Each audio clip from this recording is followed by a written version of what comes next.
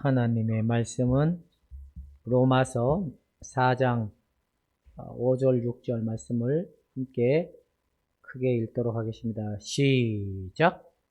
이를 아니할지라도 경건하지 아니한 자를 어렵다 하시는 이를 믿는 자에게는 그의 믿음을 의로 여기시나니 이러한 것이 없이 하나님께 의로 여기심을 받은 사람의 복에 대하여 다윗이 말하는 바. 예, 기도하겠습니다. 하나님, 오늘도 우리에게 아무 묻지도 않고 따지지도 않고 그냥 그 아들을 믿는 믿음 위에 그 하나님의 선언하신 은혜를 따라 우리의 영혼들이 날마다 그 은혜 안에 세워져 가고 은혜 안에 누림의 영광을 보게 하여 주옵기를 원합니다. 복되게 하여 주시옵소서. 예수님의 이름으로 기도하옵나이다. 하나님의 영광은 누구다? 예수? 하나님의 영광을 믿는 자들에게 주신 은혜는 뭐다? 하나님의 영광을 믿는 자들에게 주신 하나님의 은혜가 무엇이다? 그것이 예수 그리스도를 믿는 자들에게 하나님의 의롭다함으로 말미암으시더니 우리를 의인으로 칭해 주신 은혜. 여러분, 죄인이 재판장에서 심판의 부분을 받는 그 판단을 받는 법관 앞에서 법관이 이 사람은 더 이상 이제 아무 죄가 없습니다 라고 무죄입니다 라고 선언을 하면 그 사람은 얼마나 자유롭고 행복할까요? 아마 이 심정을 일주일 동안 이용원 집사님이 제일 많이 경험하지 않았을까요? 이제 더 이상 이제 진료가 다 끝나서 앞으로 사후 조심만 하면 됩니다 라는 그 의사의 공식적인 선언을 딱 접했을 때 얼마나 감사했을까요? 여러분, 모든 사람들은 반드시 영원한 미래의 심판도 있고 현재 심판은 반드시 다 받아야 돼요. 현재 심판을 받은 자들은 영원한 심판도 해결받습니다. 현재 심판을 해결받지 못한 사람은 영원한 심판도 해결받지 못합니다. 여러분들은 하나님 앞에 반드시 통과해야 될 첫째 관문이 뭐냐? 심판대에 오르는 그 일들을 반드시 겪어야 되는데 여러분 다 심판을 받으셨습니까? 안 받으셨어요? 여러분들은 다 심판을 받았기 때문에 하나님이 여러분들을 뭐라 여기셨다? 의롭다 여겨주시. 그 의롭다 여겨주신 의는 바로 영원한 의다. 하나님의 언약 가운데 있는 영원한 의다라고 얘기하고 있는 겁니다.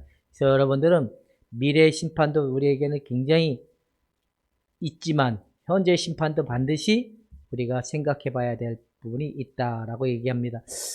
4장부터는 6장까지는 믿음에 대한 아니다, 율법을 지켜야 된다, 아니다, 할례를 받아야 된다, 아니다, 이런 싸움이 되게 이렇게 치열하게 전개돼 가는 가운데 한 부분인데 이 의롭다함에 대한 이 믿음의 정의를 잘 세운 사람은 신앙이 굉장히 견고해지고 굉장히 탄탄하게 잘못되지가 않아요. 근데 이 의롭다함에 대한 이 믿음의 이 부분이 잘못된 사람들은 나중도 잘못되고 그들의 문제는 그냥 겉으로 보이기에는 문제가 없는 것처럼 보이지만 나중에 가서는 반드시 문제가 생기게 될 수밖에 없는 게 바로 이 믿음에 대한 부분이고 의롭다함을 받은 자의 하나님의 선언적 은혜에 대한 이 가장 근본적이기 때문에 이 부분이 정리가 안 되면 문제가 큽니다. 왜냐하면 사람은 겉으로 봐서는 저 사람이 착한 사람인지 좋은 사람인지는 잘 모르잖아요. 근데 막상 저 사람하고 같이 살아보니까 저 사람은 어떤 사람이에요? 못 쓸 사람? 안 될 사람. 그게 왜 그 사람을 겪어보니까. 겉으로는 우리가 판단할 수가 없어. 좋은 사람인지 나쁜 사람인지. 그 사람은 겪어봐야 좋은 사람인지 나쁜 사람인지 알 수 있듯이 이 의롭다함에 대한 믿는 자들에게 의롭다함에 대한 이 선언은 확실하게 구분이 되고 확실하게 나눠지지만 이게 달라요. 확실하게 이 토대 위에 굳건히 세워진 사람들은 굉장히 그 은혜 위에, 믿음 위에, 사랑 위에 날마다 새로워지는 은혜가 있지만, 그것이 잘못된 것이라면 나중에 가서는 이들의 문제점은 시간이 가면 갈수록 드러나게 될 수밖에 없는 게 이 부분이라는 거예요. 여러분들은 어떨런지는 잘 모르겠습니다. 예수를 제대로 믿는 사람들은 더 이상 하나님 앞에 보상을 구하지 않아요. 왜냐하면 하나님 앞에 내가 받은 것이 더 많기 때문에, 아무 이유도 없이 조건도 없이 나를 그냥 예수를 믿는 그들을 하나님께서 그냥 그 믿음대로 나를 받아주신 그것 때문에 더 이상 할 말이 없다라는 겁니다. 그래서 근데 만약에 믿음이라는 부분에, 예수 그리스도라는 부분에 여러분들의 노력과 수고와 어떤 그런 것들이 돌아간다면 그건 어쩌면 진짜 믿음이 아닐 거예요. 예수님이라는 그 부분에 아무런 것도 더하거나 빼지 않는 그 상태가 진정한 믿음인데 은혜라고 얘기하는 겁니다. 그래서 오늘은 믿는 자들에게는, 우리가 읽었던 본문의 말씀은 일하는 자에게는 그 삭시 은혜로 여겨지지 아니하고 보수로 여겨지지 않는다는 거예요. 일하는 자에게는. 일하는 자는 돈을 받기 위해서 일을 한다면 그것이 삭이 되지만, 그 은혜의 부분으로 여겨진 사람들은 보수로 여기지 않는다는 거예요. 그래서 우리가 하나님 앞에 의롭다함을 받고 하나님의 은혜를 구하는 자의 특징이라면 더 이상 묻지도 않고 따져주지도 않고 그냥 나를 값없이 받아주신 그 하나님 앞에 아무런 대가나 아무런 조건도 내세우지 않는 그 믿음이 굳건해지는 거예요. 그 다음에 이런 토대라면 하늘나라에 가서 상급을 가지고 이걸 논한다면 아마 그거는 은혜가 아닐 거예요. 그쵸? 왜? 내가 상급을 받기 위해서 예수를 믿는 꼴이 됐으니까. 하나님의 은혜를 받아들인 꼴이기 때문에. 근데 하나님 앞에 상급을 논하지 않고 하나님 앞에 더 이상 아무 조건도 내세우지 않는 그 토대를 가진 사람들은 진짜 은혜의 보수를 여기는 거, 은혜로 보수를 여기는 거, 은혜로. 하나님이 우리에게 아무 묻지도 않고 받아주신 그 은혜의 보수로 여겨주는 믿음으로 하나님 앞에 세워줄 수 있는데, 하나님은 예수를 믿는 자들에게는 더 이상 삭슬 구하지 않고 더 이상 요구하지 않는다는 거예요. 그 예수를 믿는 자들은 그걸 보고 하나님이 그들을 의롭다 여겨주신 은혜로 세워진 결과물이 있다라고 얘기하는 겁니다. 근데 왜 은혜에는 자꾸 우리의 수고와 땀을 더하려고만 할까요? 그건 왜 그럴까요? 은혜 위에 우리의 수고와 땀을 왜 더하려고 할까요? 어떠면 모든 사람들이 보기에 어떻게 보여줘야 되니까? 무엇이 있는 것처럼 보여줘야 되니까? 예수를 믿는 사람인 것처럼 보여줘야 되니까. 예수를 믿는 사람이라면 이런 것 때문에, 예수를 믿는다라는 것 때문에 뭔가 삶에 뭔가를 보여줘야 되고 열매를 나타내야 된다라는 이런 시작점이 이제 계속 따라다니기 때문에 그런다는 겁니다. 근데 사람들은 은혜로 말미암아 예수 그리스도를 믿는 거기에는 더 이상 요구사항을 갖지 않는 그 상태. 그랬을 때 하나님 그들의 믿음을 합당히 여겨주신다는 겁니다. 그러면 여러분 심판대 앞에 서면 내가 뭐하고 이런 말을 할 필요가 있을까 없을까요? 없어요. 왜냐하면 보장된 은혜이거든. 내가 그 예수 안에서 보장된 은혜의 믿음은 더 이상 하나님이 우리를 가리워주는 은혜이거든요. 우리에게 더 이상 요구하지 않는 은혜이거든요. 하나님 더 이상 보지 않는 은혜로 우리를 여겨주신다는 겁니다. 근데 사람들은 의롭다함에 대한 이 아들에 대한 믿음에 뭔가를 자꾸 보태야 된다는 생각을 갖는 이유가 뭐냐? 이 행위를 보여줘야 된다는 것 때문에 그런다는 거예요. 행위. 근데 행위는 철저히 하나님이 원하는 게 아니야. 의롭다함을 받은 결과물이 삶에 나타나는 것이지 의롭다함을 받기 위해서 행위를 하는 게 아니라고 얘기하는 겁니다. 무슨 말인지 이해가죠? 그러니까 우리가 의롭다함을 받기 위해서 행위를 하는 개념은 뭔가 잘못된 거지만 진짜 하나님으로부터 의롭다함을 받는 은혜의 그 효력은 우리를 진리 위에 예수 그리스도의 그 토대 위에 세워져가는 그 근본으로 우리를 이끌어가는 형태가 나타난다, 이 이야기를 하고 있는 겁니다. 근데 사람들은 이 행위를 자꾸 이렇게 말하려고 하는 게 뭐냐면 바로 이게 자신의 어떤 생각, 자신의 경험, 자신의 방법, 이건 누가 자꾸 제시하는 거예요? 성경이 제시하는 거예요? 아니면 제3자가 제시하는 거예요?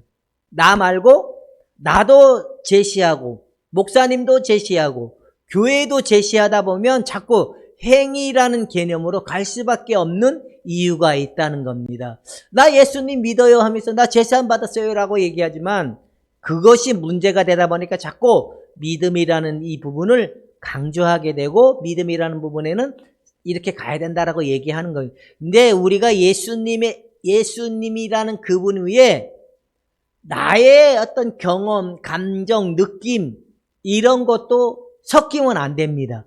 온전한 믿음은 예수 그리스도 외에는 아무것도 더하거나 빼지 않는 상태가 진정한 믿음이다라고 얘기하는 겁니다.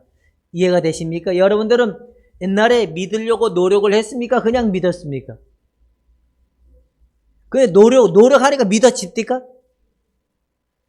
왜냐면 이게 바로 자꾸만 뭔가를 보태야 되고 뭔가 첨부해야 된다라는 이 경험적 토대에 가지고 누가 그렇게 했기 때문에 간증도 그렇게 듣고 누가 교회가 그렇게 제시했는데 온전한 믿음은 예수 그리스도 그분 자체 안에서 나오는 효력의 은혜지 자꾸 예수님에게 보태려고 하는 어떤 감정적 느낌, 경험적 느낌, 뭔가 체험적 느낌을 더하려고 하지만 그건 진짜 믿음이 아닐 수도 있다라는 겁니다. 이런 것들을 우리가 하면 안 된다라고 얘기하는데 자꾸 은혜에 진입하기 위해서 우리가 뭔가를 이래야 되고 해야 된다라는 이 보상주의적인 관점이 남아있기 때문에 그런다.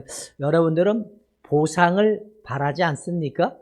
은혜주의자입니까? 보상주의자입니까? 우리 이영원 집사님은 보상주의자입니까? 은혜주의자입니까? 은혜. 와, 진짜인 거예요.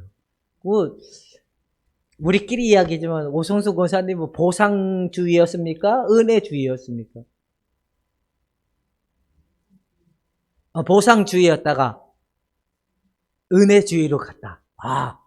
우리가 예수 그리스도에 대한 온전한 믿음과 온전한 은혜를 우리가 바라보는 자라면 우리의 심판도 우리의 모든 것들도 하나님 앞에 보장이 되는 은혜를 가진 자들이다 얘기하는 겁니다. 자꾸만 천국에서 탈락될까봐 심판에 우리가 행위적 구원을 자꾸 얘기하는 이유가 그러기 때문에 그런다는 거예요. 아니라는 겁니다. 여러분, 그리고 믿음으로 말미암는 칭의는 행위로 말미암는 칭의와 정반대의 칭의다. 그러니까 이걸 쉽게 얘기하면 예수님이라는 근원 위에 우리의 머리카락 하나도 실려서는 안 된다. 느낌도 안 되고 경험도 안 되고 그냥 받아들이는 상태가 믿음이다라고 얘기하는 겁니다. 그냥 받아들이는 상태가 믿음이다라고 얘기하는데 이게 잘 될까요? 안 될까요? 안 돼요. 경건치 아니하는 자를 의롭다 하시는 분을 의지하고 신뢰하는 방식이 진짜 믿음이는 이게 누가 선언을 하는 거예요? 하나님이 아버지 하나님께서 선언하시는 거잖아요. 이제 오성순을 내가 내 아들을 믿는 믿음으로 말미암아 내가 너를 이제 의롭다라고 칭해 주시는 이 선언적 은혜가 섞여 있는데 자꾸만 이런 상태에서 벗어나다 보니까 이런 상태로 가지 않고 자꾸만 거기에 이제 유대인들이 율법이라는 근원, 아브라함이라는 선조의 신앙, 그리고 또 이렇게 살아야 된다라는 그런 개념들, 그런 것들을 가지고 들어오려고 하다 보니까 바울은 아니다. 그냥 삭술 구하지 않고 그냥 아들을 믿는 그 은혜의 믿음을 받아들이는 자들을 하나님께서 의롭다 여겨주시는 은혜가 있는데 바로 하나님이 의롭다 하시는 분을 의지하는 상태를 얘기하고 있는 겁니다. 아무리 내가 별강을 다해도 하나님이 나를 의롭다고 선언한 그거면 끝나는 거예요. 그죠? 아니 끝나는데 왜 자꾸 그 말을 못 믿고 자꾸 자기의 경험, 방법 그걸 동원하려고 하는지 이해가 안 된다라는 겁니다. 그래서 보면 죄인은 자기 자신을 뛰어넘어 전적으로 의롭다 하시는 하나님 안에서 쉬는 것이다. 이해가 되십니까? 그러니까 예수님 안에 모든 걸 다 이루신 안에 우리가 떨거덕 다 맡겨놓고 이제 누구 걸 받아들였으니까 예수의 그 모든 것을 받아들였으니까 이젠 나라는 존재의 관점을 뛰어넘었을 때는 하나님 앞에 쉼을 얻는 거예요. 그렇다면 이 믿음 위에 뛰어넘은 사람들은 자기 자랑이 많을까요? 자기 자랑이 없을까요? 근데 자기 자랑을 가만히 하는 걸 보면 자기를 뭔가 이렇게 하나님 앞에 뭔가 보태려고 하는 신앙의 관점을 사람들은 자기 의를 내세워요. 근데 하나님의 의만 온전히 신뢰한 사람들은 더 이상 할 말이 근데도 자꾸만 우리는 자랑하고 싶어하는 성향은 남아있기 때문에 힘들죠. 그죠? 자랑할 수밖에 없는 것이 없다는 말이 아니라 우리 안에 아직 남아있는 이 자랑하고 싶어하는 마음이 불쑥불쑥 나와서 이게 문제인 거지 하나님 앞에 더 이상 아무 조건도 없이 받아주신 그분의 은혜 안에 쉼을 얻는 은혜의 상태가 있는 게 바로 믿는 자들에게 은혜라는 겁니다. 허우적거리지 말고 오늘도 숨 쉬는 것도 은혜인 줄 믿고 푹 쉬시기를 주님의 이름으로 축원해 드립니다. 근데 이렇게 푹 쉬라 그러면 아싸 그럼 뭐 어떡하라는 거냐 이렇게 나오다 보니까 자꾸 뭐 해야 된다 어떻게 해야 된다라는 게 자꾸 나오는 거예요. 근데 진짜 믿음은 걱정하지 말라는 거. 진짜 믿음은 그렇게 돼도 은혜의 효력은 나타난다는 겁니다. 자, 믿음이란 뭐라고 써져 있죠? 시작.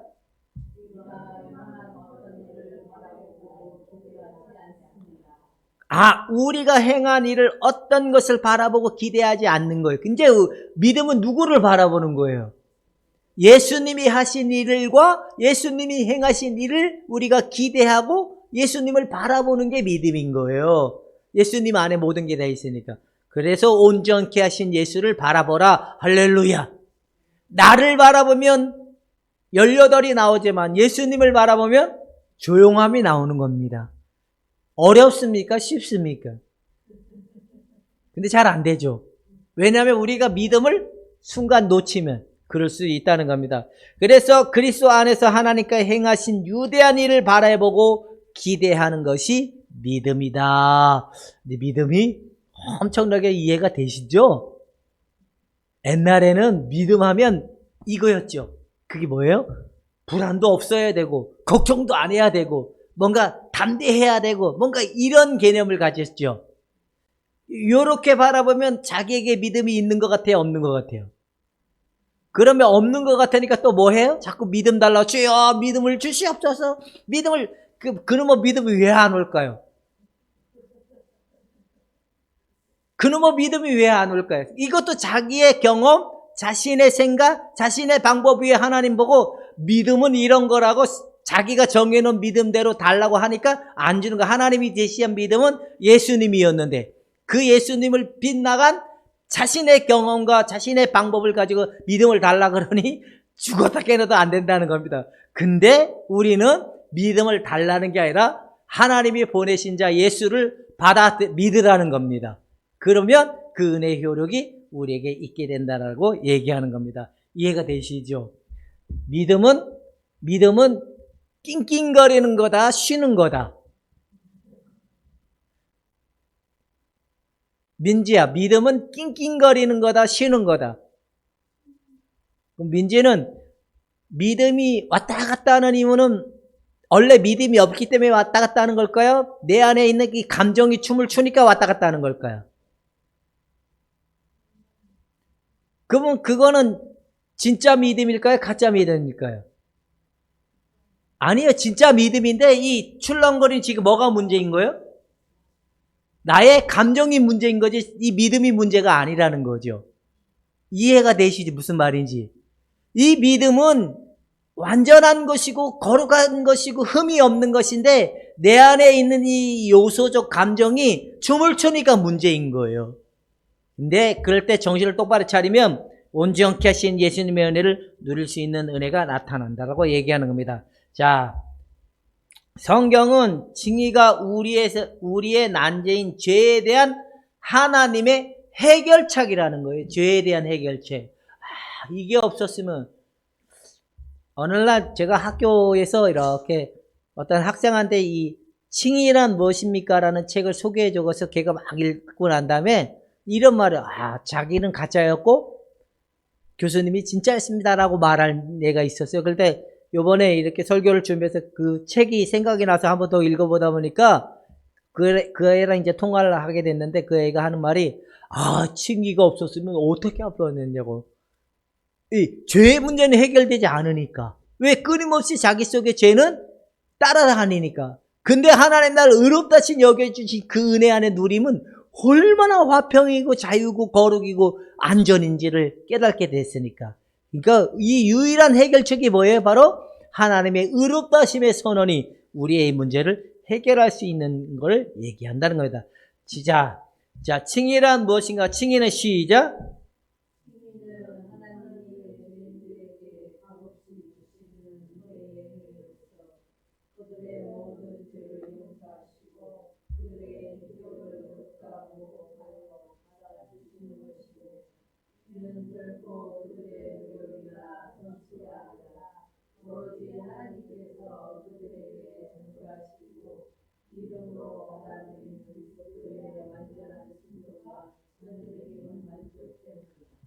여러분, 예수님 때문에 하나님이 여러분을 받아주셨다는 거.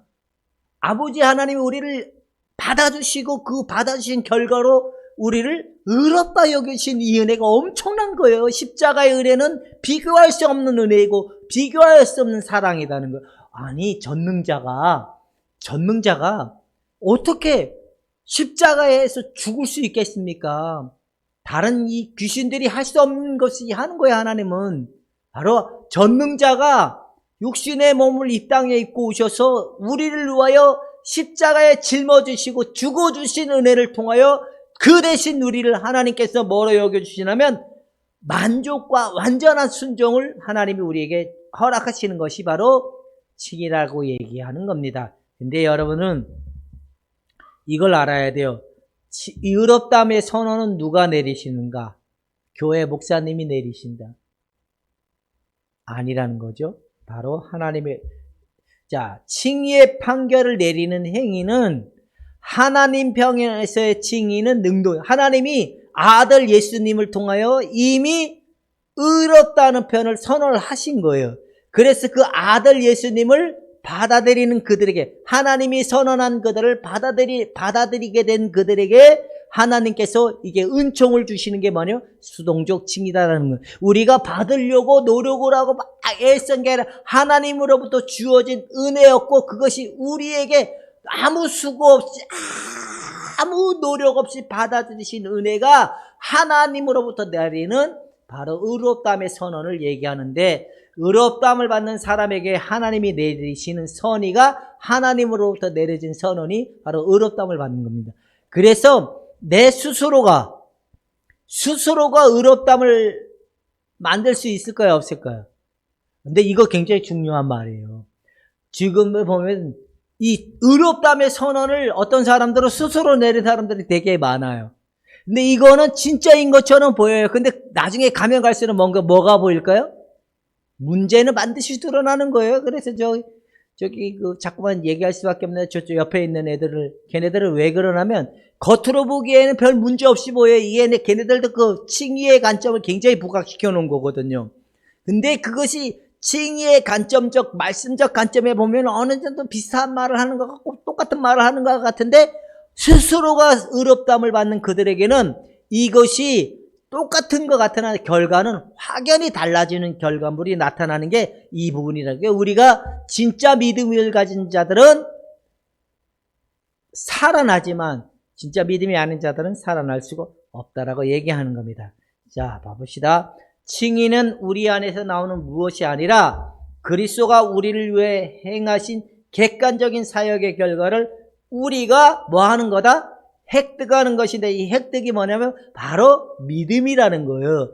여러분 믿음으로 많이 믿는 자들에게 하나님께서 그걸 선물로 주시고 의롭다함을 주신다는 말이 바로 그런 내용을 얘기하는 겁니다.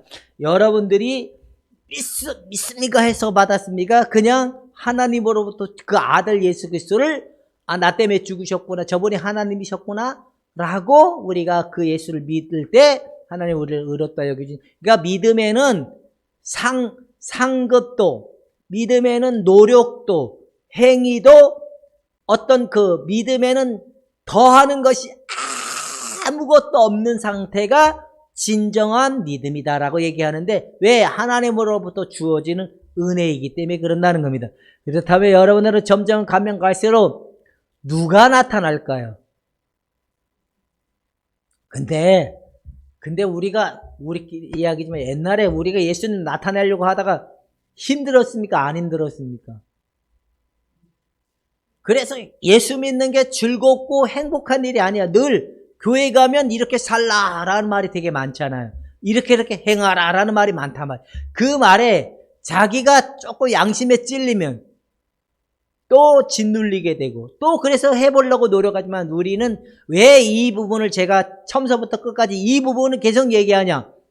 온전한 토대 위 예수 그리스도 토대 위에 있는 믿음은 우리가 날마다 새로워져 가고 거룩해져 가고 성화되어 가는 은혜가 우리에게 일어나기 때문에, 왜? 그것이 아들 예수님으로부터 주어진 은혜 효력이 성령을 통하여 우리에게 나타나는 은혜가 있기 때문에 그러는 겁니다. 그러나 점진적 은혜의 성화가 나타나는 게 있기 때문에 날마다 우리가 변화되어져 가고 거룩해져 가는 삶이 나타나다 보니까 이들의 신앙은 더 견고해지고 담대해지고, 이 죽을 만큼 나를 내어줄 만큼 이웃을 위해서 내 몸을 내어줄 만큼의 사랑은 안 된다 할지라도 그래도 주님을 위해서 나의 전부를 드려도 아깝지 않을 것 같은 마음은 점점 커지기 때문에 그들의 희생과 그들의 순종의 삶은 위대하기 때문에 바로 이 부분을 처음부터 끝까지 계속 이 부분을 강조하는 이유가 왜냐?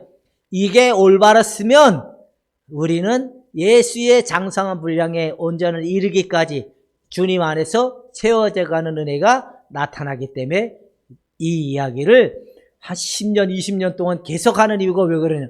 이게 중요하기 때문에 그런 것보단 이 토대 위에 우리의 믿음과 이 토대 위에 우리의 삶이 세워졌을 때만이 가장 위대한 삶을 살 수 있다는 걸 얘기하기 때문에 그런답니다. 그렇다면 여러분들은 믿는 자들에게 행위도 아니고 노력도 아니고 땀도 아니고 그냥 아들을 내어주는 은혜를 통하여 받아들였다면 하나님이 믿는 자들을 의롭다 여겨주신 그 은혜를 믿는 자들이 되기를 주님의 이름으로 축원해 드립니다. 그래서 이 믿음으로 의롭다함을 받는 자들에게 그 열매는 우리가 지난주에 했죠. 거룩의 열매는 바로 안전이고 평안이고 화평이다 그랬습니다. 여러분 마음에 죄사함의 은혜가 화평의 마음, 희락의 마음, 평안의 마음이 되는 삶이 은혜가 있기를 주님의 이름으로 축원해 드립니다. 이게 똑바른 사람들은요 2달에 꼭 볶아 자요. 근데 이게 안 된 사람들은 늘 힘들어서 문제죠. 어쨌든 믿는 자들에게는 믿음에는 행위도 아니고 노력도 아니고 그냥 아들 예수 그리스도의 그 은혜를 받아들이는 자들은 화평이고, 그래서 로마서 5장 8절은 화평이 나오는 거예요.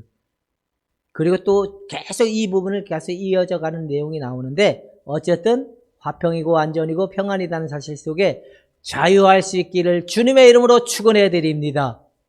이제 결론을 얘기합시다. 여러분들은 죄로부터 자유로운 자다. 맞으십니까? 죄값으로부터는 자유로워. 죄값으로부터 자유롭기 때문에 하나님의 심판 앞에서도 자유로워.